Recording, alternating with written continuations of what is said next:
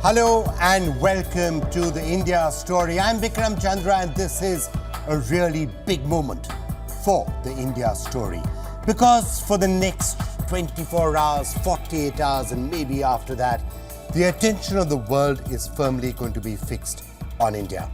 Some of the biggest global leaders have already arrived here. Joe Biden arrived in India a short while back. Rishi Sunak was already in India. Other global leaders are going to be here as well. There are bilateral meetings taking place this evening between Prime Minister Modi and Joe Biden. In fact, that bilateral meeting is supposed to start, about 4 or 5 minutes from now, we are told, is when that particular meeting is going to start between Joe Biden and Prime Minister Narendra Modi. But there will be other bilateral meetings today and tomorrow, and then, of course, the G20 Summit.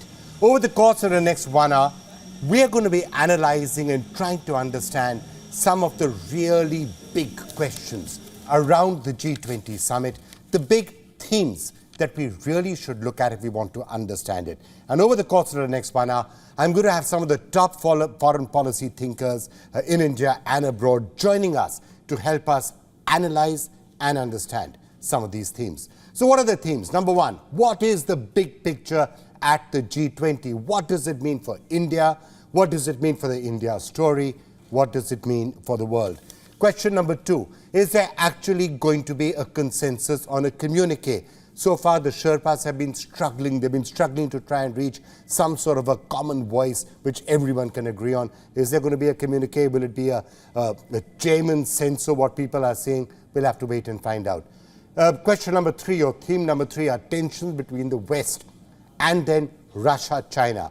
The big hurdle at this particular G20. We already know that Vladimir Putin, Xi Jinping are not coming. Two notable absences. Everyone else is going to be here, but those two. So that's something which we have to really think about. And then, of course, perhaps the most important question of them all. Will India be able to get its developmental agenda through at the G20 Summit? We've repeatedly heard it, including from the G20 Sherpa. Right on this program last week, Amitabh Kant told us what really matters to us is not the geopolitics. What matters to us is the developmental agenda and to see if we can get that through. So will it be successful? And of course, one final question which we should turn our attention to. Will New Delhi G20 be remembered?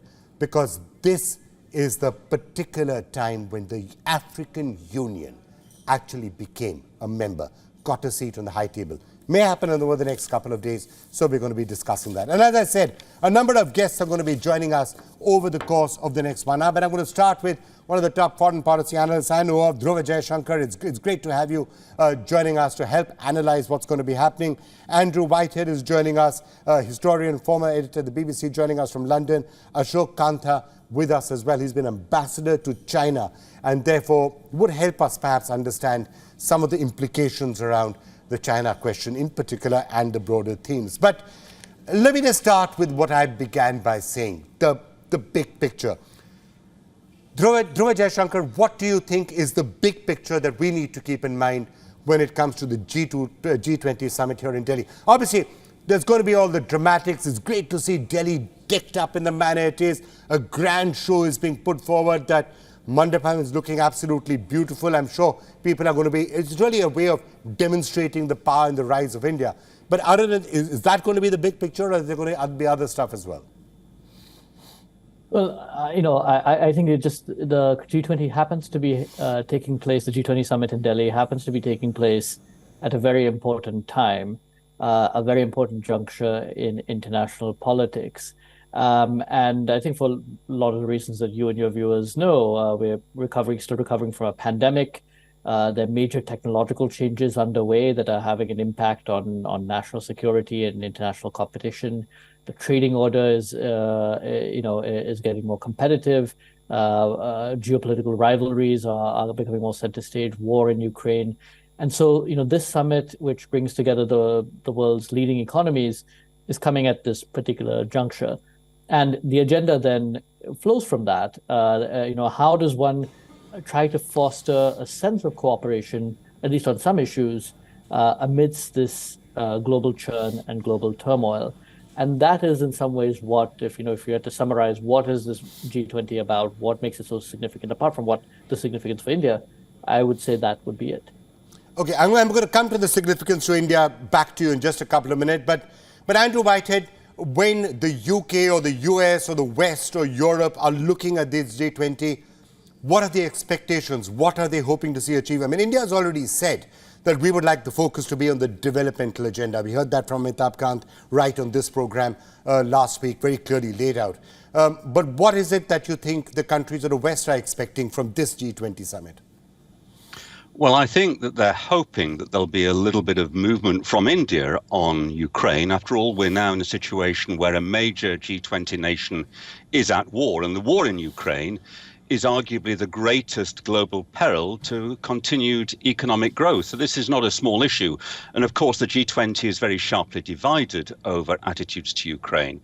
And I think it will be a real test of India's diplomatic might and also of its diplomatic flexibility and finesse if it can find a way of putting together a meaningful communique which at least has something to say about the war, which probably won't be all that much discussed in the open, in the G20 formal discussions, but will certainly feature very prominently when Joe Biden meets Narendra Modi and then when Rishi Sunak meets Narendra Modi. And I think climate change is another issue in which there is a certain hope that India might show a little bit more flexibility. There's been some disappointment that India and China weren't more willing to come to the table at various international environmental discussions. But I think it's also, from India's point of view, this is a moment where India can stake its claim to be the really effective leader of the global south. And if it succeeds, and it looks like it will, in making the African Union a formal partner in G20, that will be quite a feather in India's cap. All right, so I'm getting a sort of a big picture, and then we'll dive into some of those in greater details. Ambassador Kanta, China's Xi Jinping has decided not to come. And a lot of people are scratching their head as to why he would do it. Is it a snub to India? It doesn't want this to be a grand success for India? Or is it just he thinks this is going to end up being a slugfest between Russia, China, and the West, and he didn't want to be part of that? Or something else completely?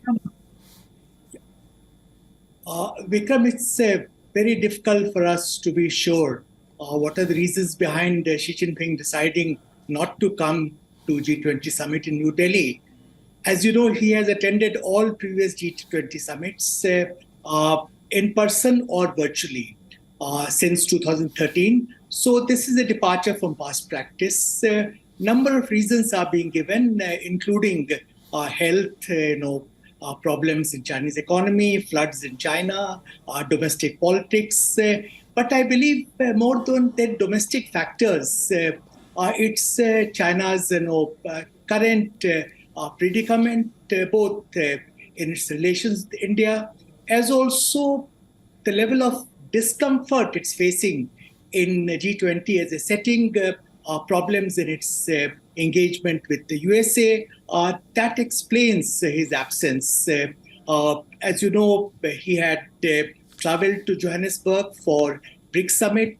After BRICS Summit, there have been further negative developments in India-China relations, including very different contradictory narratives coming out to countries on what happened in Johannesburg when Prime Minister Modi met with President Xi Jinping, controversy on China's so-called standard map.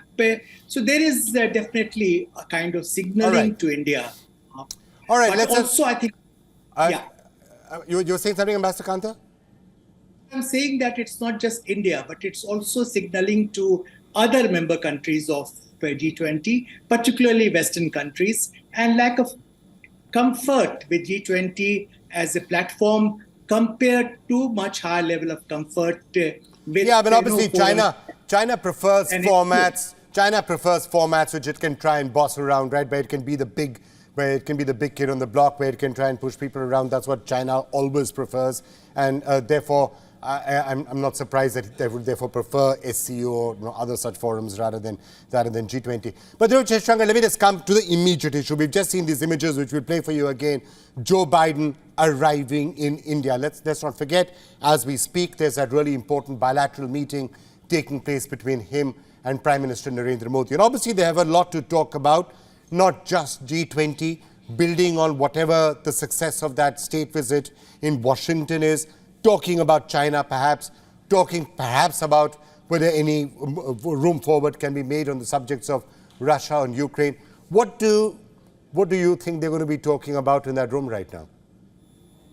Well, based on the pre-briefings that U.S. officials did before President Biden set off, it was the bilateral will really be focused on primarily on the bilateral agenda, obviously, and there's a lot to take away from Prime Minister Modi's state visit to the U.S. earlier this year.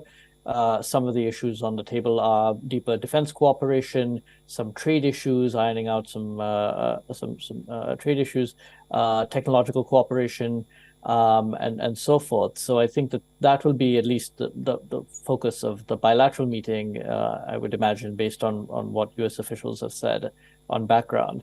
But I think going into tomorrow, I think that President Biden himself has been quite supportive of India's G20 presidency, has seen this as an opportunity to push cooperation with India, including on matters where there's sort of a sharing, a mutual concern and a mutual objective, particularly in engagement with the Global South.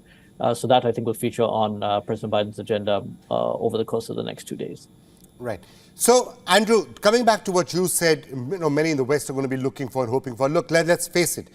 When it comes to the communique, when it tries to come to consensus, I mean, there's only X amount that India or anybody else can do. It can't force Russia and China to put their names on resolution that they don't want to. Amitabh Kant did tell us that we are trying very hard. The Russians have accepted to some language around paragraph 3. It'll have to be see what can actually be done on that. And maybe a consensus will have to be found, and that's just the way it is.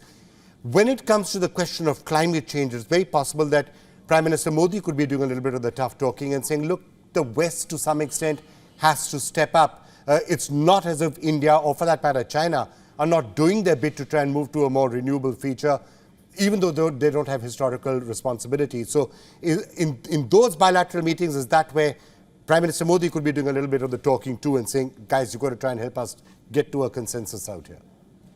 Well, Vikram, I'm sure Narendra Modi will be saying that, and I think many people in the West will have some sympathy for that argument. It's certainly true that it's the Western nations which have historically have caused the bulk of the emissions of greenhouse gases which are causing climate change. I think the difficulty is that the optics are that India and China are not fully putting their weight to into the global efforts to achieve an early achievement of net zero. So I think that's unavoidable. And I think there will be a lot of pressure for India to modify its stand in this regard. And I think, you're right when you're talking about Ukraine and communiques. It's always a matter of finding a form of words which actually glosses over really quite sharp differences. But on climate change, I think there is a case that we all share an interest in actually getting on top of gas emissions, carbon emissions, and achieving net zero. But right. It's whether India will use a form of words which gives the impression that it's part of that joint effort, not standing aloof from it. All right, Andrew, I know you have to leave us now. Thanks a lot for that.